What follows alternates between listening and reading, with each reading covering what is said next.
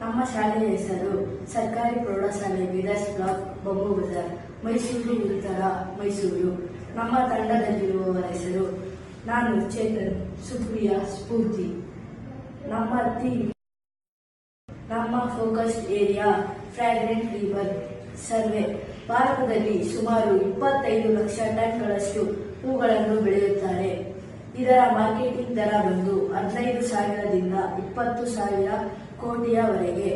ಇದರಲ್ಲಿ ಬೇಸರವಾಗುವ ವಿಷಯವೇನೆಂದರೆ ಹೂಗಳನ್ನು ಬಳಸಿದ ನಂತರ ಎಲ್ಲೆಂದರಲ್ಲಿ ಬಿಸಾಡುತ್ತಾರೆ.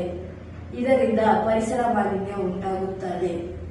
ಈ ಒಂದು ಬಳಸಿದ ಹೂಗಳನ್ನು ಹೇಗೆ ಮರುಬಳಕೆ ಮಾಡಬೇಕೆಂದು ಚರ್ಚಿಸಿ ಬಳಸಿದ ಹೂಗಳನ್ನು ಅಗರಬತ್ತಿ ಮತ್ತು ಸಾಂಬ್ರಾಣಿ ಮಾಡಬಹುದೆಂದು ತೀರ್ಮಾನಿಸಿದ ನಂತರ ಈ ಬಳಸಿದ ಹೂಗಳನ್ನು ಹೇಗೆ ಸಂಗ್ರಹಿಸಬೇಕೆಂದು ನನ್ನ ಸ್ನೇಹಿತೆ ಸುಪ್ರಿಯಾ ಹೇಳುತ್ತಾರೆ.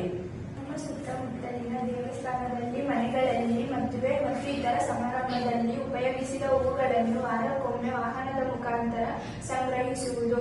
ಬಿಸಾಕಿದ ಹೂಗಳನ್ನು ತೆರವು ಮಾಡುವುದರಿಂದ ಪರಿಸರ ಮಾಲಿನ್ಯ ಉಂಟು ಮಾಡುತ್ತದೆ ಹಾಗೂ ಹೂವಿನಿಂದ ಪರಿಸರ ಸ್ನೇಹಿಯನ್ನು ತಯಾರಿಸುವುದು. ಪರಿಸರ ಸ್ನೇಹಿಯನ್ನು ಹೇಗೆ ತಯಾರಿಸುವುದೆಂದು ನನ್ನ ಸ್ನೇಹಿತೆ ಸ್ಫೂರ್ತಿ ಹೇಳುತ್ತಾರೆ.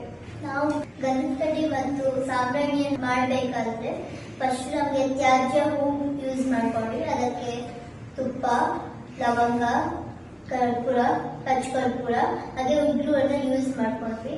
ತ್ಯಾಜ್ಯ ಹೂವನ್ನು 3-4 ದಿನ ಕಾಲ ಚೆನ್ನಾಗಿ ಒಣಗಿಸ್ಕೊಂಡು ಅದಕ್ಕೆ ಲವಂಗ, ಕರ್ಪೂರ, ಪಚ್ಚಕರ್ಪೂರ ಇದನ್ನೆಲ್ಲ ಗ್ರೈಂಡ್ ಮಾಡಿಕೊಂಡು ಅದಕ್ಕೆ ತುಪ್ಪ ಮತ್ತೆ ಉಗುರಿನ ಜೊತೆ ಚೆನ್ನಾಗಿ ಮಿಕ್ಸ್ ಮಾಡ್ಕೊಂಡು ಅದಕ್ಕೆ ಸಾಂಬ್ರಾಣಿ ಮಾಡ್ಬೇಕಾದ್ರೆ ಬೇರೆ ಬೇರೆ ಶೇಪ್ಸ್ ಅಲ್ಲಿ ಮಾಡಿದ್ವಿ.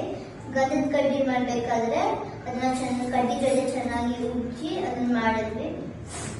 ಈಗಾಗಲೇ ಈ ಅಗರಬತ್ತಿ ಮತ್ತೆ ಸಾಂಬ್ರಾಣಿ ಆಲ್ರೆಡಿ ಮಾರ್ಕೆಟಿಗೆ ಬಂದಿದೆ. ಆದ್ರೆ ಅದಕ್ಕೆ ಸುಗಂಧ ಭರಿತ ರಾಸಾಯನಿಕ ಆರೋಮ್ಯಾಟಿಕ್ ಹೈಡ್ರೋಕಾರ್ಬನ್ ಯೂಸ್ ಮಾಡ್ತಾರೆ.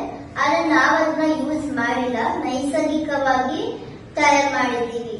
Thank you.